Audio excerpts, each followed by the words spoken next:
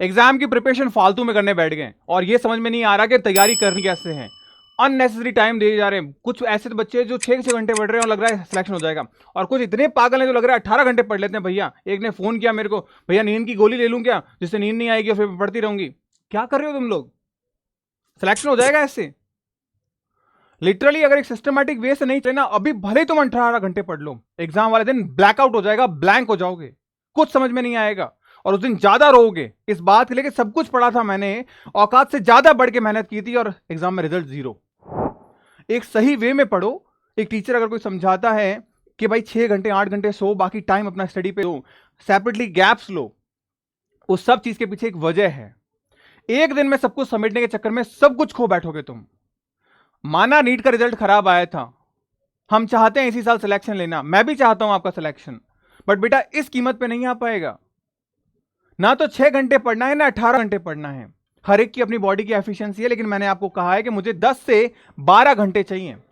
अगर 10 से 12 घंटे मेरे को दे रहे हो तो definitely we can do it, आसानी से कर सकते हैं। बट फिर एक क्वेश्चन मार्क आ जाता है, भैया 10 से 12 घंटे कैसे? इस चीज के लिए मैं आपको बताने वाला हूं एक प्रॉपर टाइम टेबल। लेकिन जो पहले मैंने चीजें कही वो गलतियां मत करना कि औकात से ज्यादा 18 घंटे पढ़ने बैठ जाते। 2 दिन पढ़ लोगे, 3 दिन पढ़ लोगे, चौथे दिन तबियत खराब कर बैठोगे, फिर 5 दिन पढ़ाई खराब हो जाएगी। रेस वही जीतता है जो कछुआ है।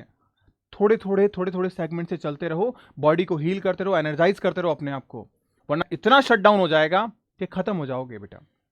कभी देखा है फोन की ओलो, सबके पास है ओला, क्या होता है वो? Electric charge battery. आपने कई बार देखा होगा हमारे गाड़ी के अंदर जो बैटरी होती है उसको हम लेके जाते हैं दुकान पे, वो एक शॉक देता है और बैटरी वापस से चार्ज हो जाती है।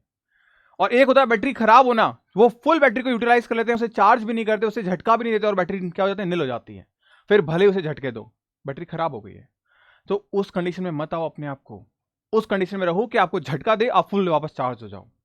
तो 10-12 घंटे इनफ है आपके सिलेक्शन के लिए, अगर आप सिस्टमैटिक वे से अगर आप कर रहे हो तो। एक प्रॉपर पूरा स्ट्रेटेजिकली प्लान बताने वाला हूं, वो भी साइंटिफिक तरीके से कि 10 से 12 घंटे कैसे पढ़ सकते हो पूरा। और वो प्लान जो मैंने 2014 से 2017 के अंदर सीखा और 2017 में इंप्लीमेंट किया और मैंने नीट एग्जाम क्रैक किया, बताऊंगा आपको क्या है वो सारा प्लान कंप्लीट।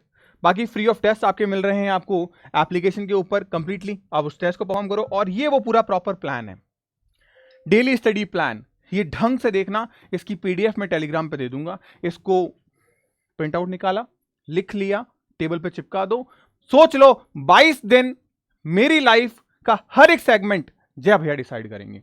और वो सेगमेंट मैंने लिख दिया है, यही सेगमेंट आपको फॉलो करना है अगर आपका सपना है एक स्टेथोस्कोप, एक एप्रिन और एक आईपैड के साथ में अपने एम्स कॉलेज के अंदर जाना, तो ये करना पड़ेगा। सबसे पहले जो चीज मैं बता रहा हूं उसको फॉलो जरूर करना। अदरवाइज सुनने में तो बहुत अच्छा लग रहा है भैया आपका टाइम टेबल 12-12 घंटे बैठ के पढ़ना, लेकिन एक कुर्सी के ऊपर, एक टेबल के ऊपर बैठे रहना एक हिम्मत चाहिए होती है। और वो हिम्मत है तो वो सपना देखो जिसको साकार करने के लिए लगा रहे हो, तब वो सपना आपके लिए सक्षम बना सकता है आपको।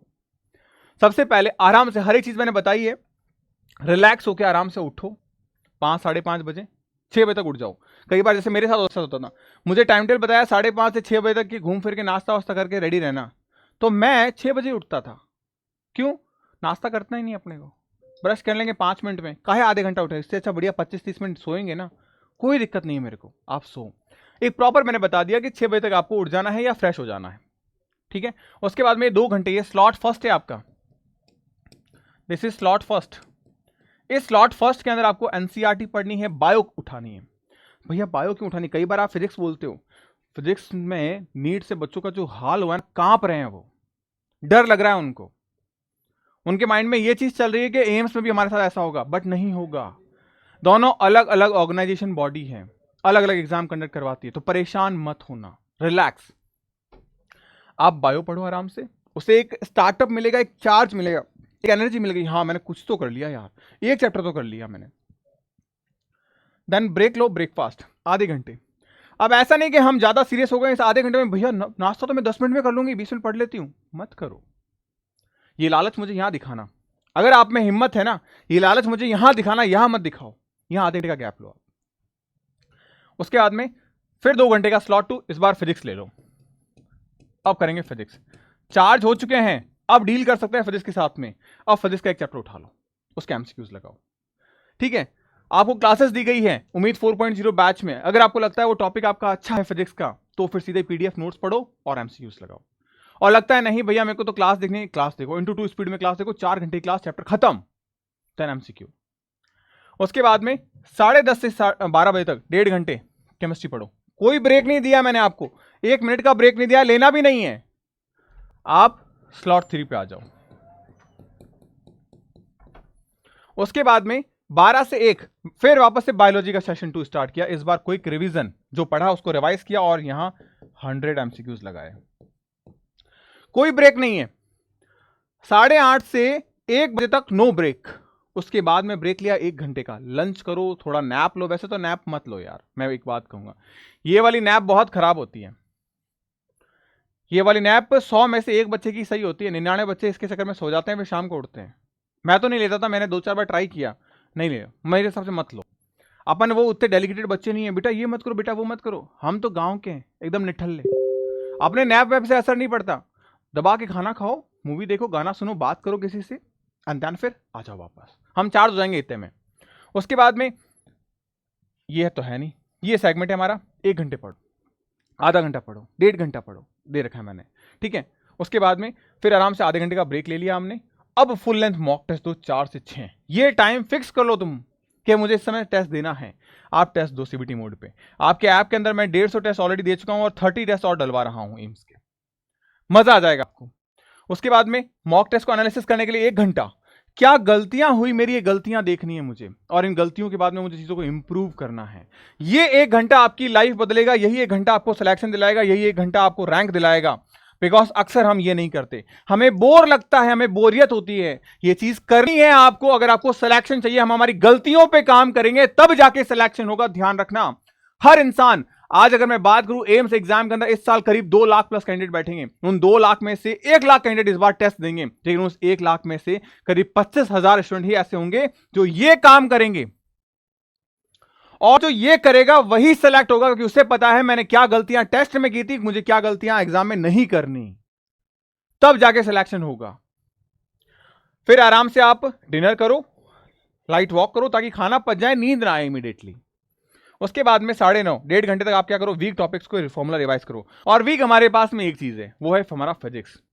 उसके फॉर्मूले, जो चैप्टर आज खत्म किया उसको रिवाइज करो। हाँ यार ये फॉर्मूला भूल गया था, वो क्वेश्चन गलत कर दिया था, ये फॉर्मूला वापस रिवाइज करता हूं, तो आप रिवाइज करो। 10:30 तक आप क्या करो, आराम से वापस से सो जाओ, अपने आप को मोटिवेट करो, एक प्लान बनाओ, कल मुझे ये 3 चैप्टर्स करने हैं, जीके की ये इतनी क्लासेस करनी है।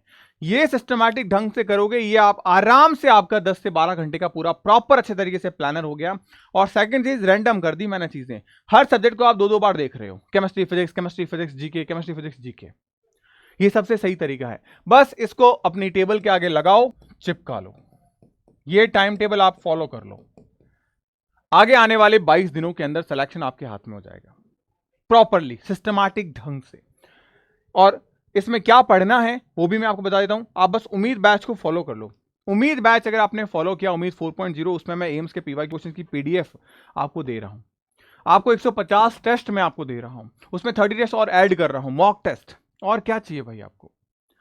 ये 20 दिन है बेटा, जान लगा दी ना, सीरियसली कह रहा हूं, सिलेक्शन हो जाएगा। और सिलेक्शन उसी का होगा जो नीट एग्जाम इस बार दे के आया, गिरा है वहां पे, उसे अहमियत पता है फेलियर की, तो वो जान लगाएगा, और वो जान लगाएगा तो सिलेक्ट भी होगा। बस इस चीज को फॉलो करना बेटा। बाकी मेरी दुआएं हैं आपके साथ में। कमेंट सेक्शन में कुछ कमेंट करके जरूर बताना कौन कौन इस टाइम टेबल को अपने आगे चिपकाएगा, कौन कौन। और जो जो टाइम टेबल को बना के फॉलो करने के लिए बोलेगा, वो टाइम टेबल यहां में लिख देना बेटा, टाइम टेबल स्टार्ट, ताकि मेरे को पता रहे कितने बच्चे ऐसे हैं जिनके अब एक काउंटडाउन शुरू हो चुका है। तो टाइम टेबल स्टार्ट, ये कमेंट होना चाहिए जो अब मेहनत करने के लिए रेडी हो चुका है। मैं देख रहा हूं कई वीडियोस पे 200-250 कमेंट्स हैं। क्या इतने ही बच्चे तैयारी करने वाले हैं? क्या इतने ही बच्चे करोगे? आपको कई बार ऐसा लग सकता है कि कमेंट टाइप करने से क्या ही हो जाएगा। बेटा क्या होगा, मेरे अंदर चेंज होगा। मैं मेरे अंदर चेंज करवाना चाहता हूं, और मेरे अंदर चेंज हुआ, डेफिनेटली मैं आपको छाती ठोक के बोलता हूं, आपके अंदर चेंज करवा दूंगा। मैं आपसे वो एनर्जी मिलती है मेरे को कि हाँ मेरे साथ मेरे बच्चे खड़े हैं, तो डेफिनेटली मैं दुगनी एनर्जी से आपके साथ काम करूंगा, दुगनी एनर्जी आप में डाल दूंगा बेटा। तो ये चीज जरूर करना कि टाइम टेबल स्टार्ट नाउ। करोगे ना, जान लगा देना 20 दिन है हमारी लाइफ के, किसी से नहीं मांगने हमको, किसी को उधार नहीं देना। ये 20 दिन है, 20 दिन में लाइफ चेंज करके बैठेंगे अपन। ठीक है बच्चा पार्टी।